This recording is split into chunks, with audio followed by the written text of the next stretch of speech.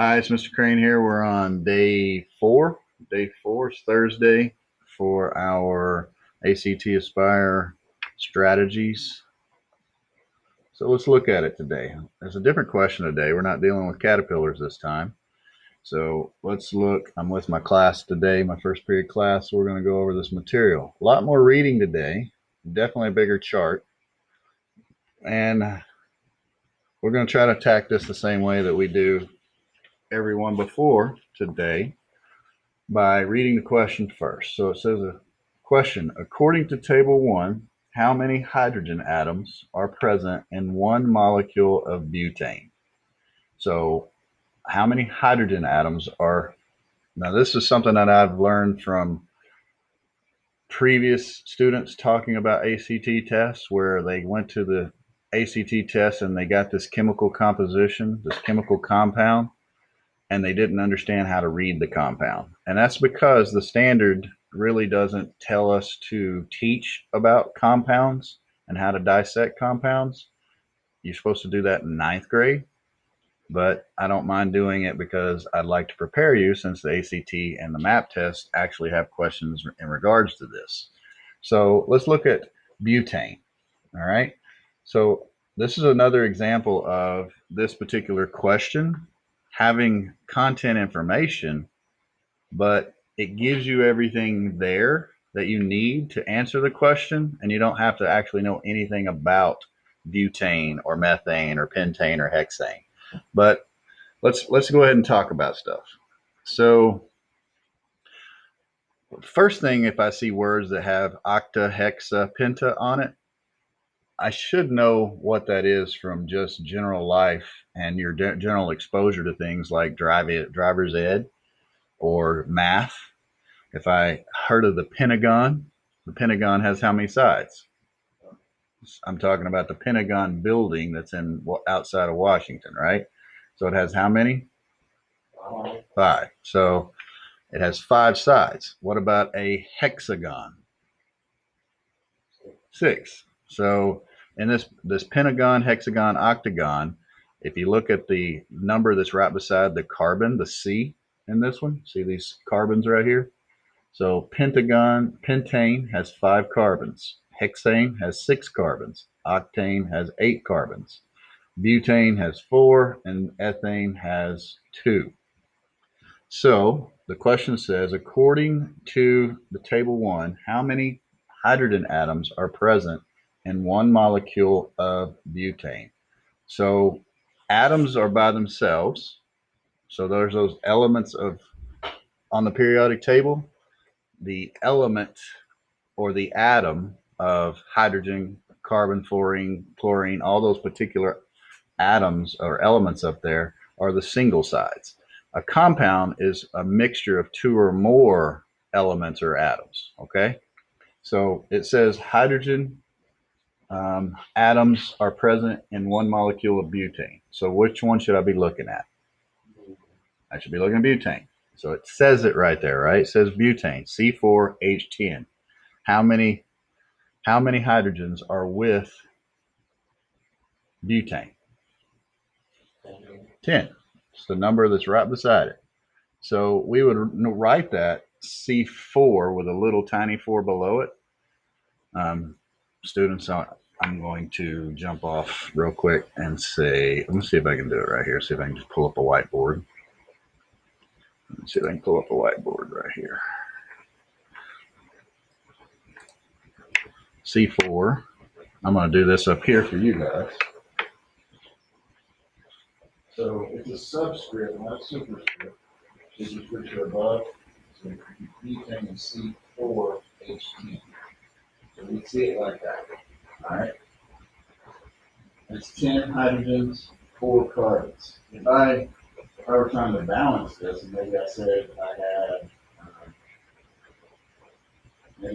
over here I had C yields C8H20, and I said I needed to balance this equation. What would I need to multiply this guy to give us that? See, 2. So I put a 2 right there. C 2 times 4 is 8. 2 times 10 is 20. Does that make sense? So they say balance this equation, we're trying to make sure you have the same number of carbons and the same number of hydrogens. That makes sense? All right, so that's really the hardest part of this. And it gets harder whenever you're doing multiplying by half. That makes it a bit more difficult. But ultimately, that's just dividing there. So, all right, so that's that. You guys said how many hydrogens? I got to do the same thing over here for these students real quick. So move this. So what I showed the students on the board right then were, ooh, clear canvas. I didn't know it had a nice function like that. It was C4H10.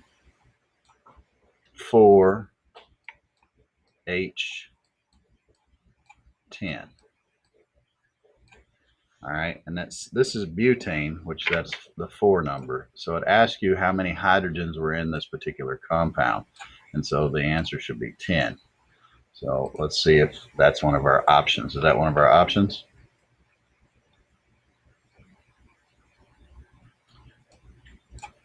Is that one of our choice options down there? Yeah, it is 10. All right, so jump on that. I just refreshed it, so if you need to refresh, go ahead and do that. Let's go to the next one. Have you already done yours, Jackson? Yep. You guys don't learn anything from waiting on me, do you? Braxton just said he made a mistake on his, so let's try to wait. All right, let's look at this one. We're really going to go through this one quick, as quick as we can. All right. I'm trying to find my mouse, sorry. Whenever my computer on this side's doing.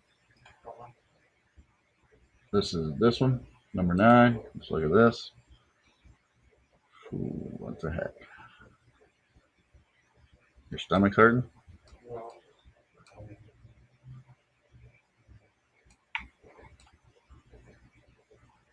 All right, let's look at this one up here. So looks like we have somewhat the same information, except now we have a little boiling point chart, right?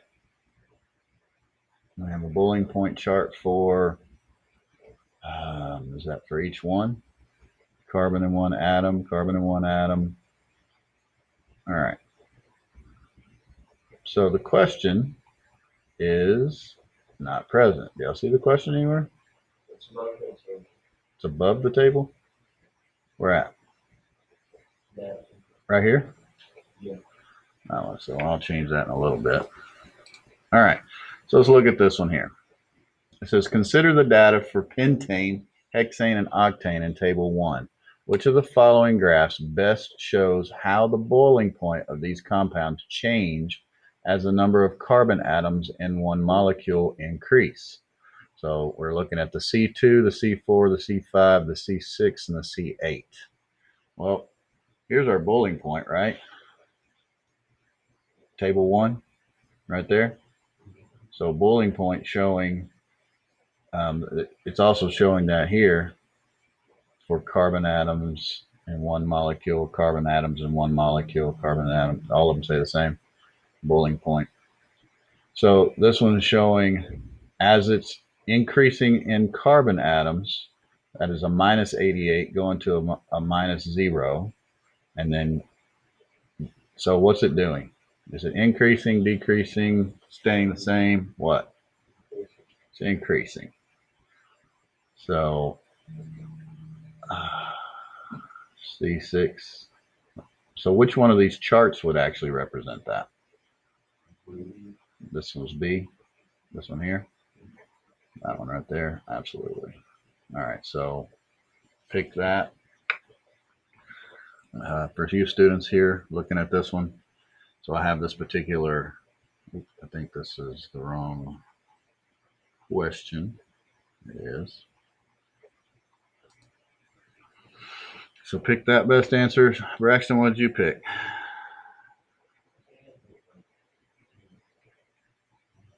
Not sure. All right. So for you students at home, Sorry, we're dealing with slow computers right now. As soon as it pops up. So what the students in my class saw was the same first chart. We saw the same first chart right here. So we're saying as the carbons increase right here, what's going on with this boiling point? So we got a minus 88 to a minus 0.5, a 36, a 68, and a 125. So as the carbons are increasing in this molecule, the boiling point is increasing. Which one of these charts actually represent that? That's this one right here. So this one shows that it's increasing. All right. Hope that was helpful.